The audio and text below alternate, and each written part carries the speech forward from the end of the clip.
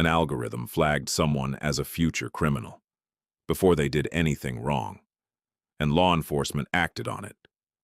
Predictive policing, the idea that AI can identify who is likely to commit a crime before it happens, sounds like science fiction. It's not.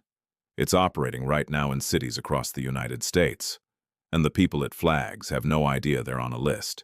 Systems like Predpol, Palantir, and ShotSpotter use historical crime data, location data, social network analysis, and behavioral patterns to generate risk scores, both for locations and for individuals.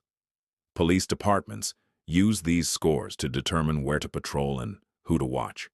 Chicago ran a program called the Strategic Subject List, also called the Heat List, which assigned risk scores to nearly 400,000 residents.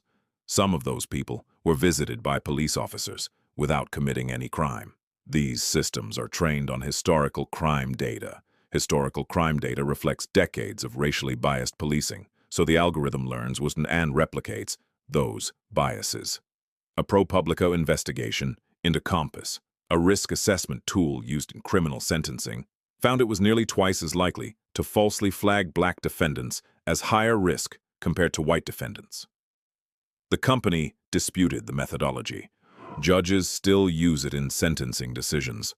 Most of these algorithms are proprietary. Their source code is a trade secret. Defense attorneys cannot challenge them in court because they cannot see how they work. You can be sentenced to prison, in part, based on a black box algorithm, and no one will tell you how it reached its conclusion. Los Angeles ended its predictive policing program in 2020 after criticism. Santa Cruz banned it outright. New York City requires disclosure of certain automated decision tools, but most cities using these systems have no transparency requirements whatsoever. The question isn't whether AI can predict crime. The question is, who gets to decide what counts as a prediction, and what happens to you when you're wrong? Subscribe, because the list already exists. You just don't know if you're on it.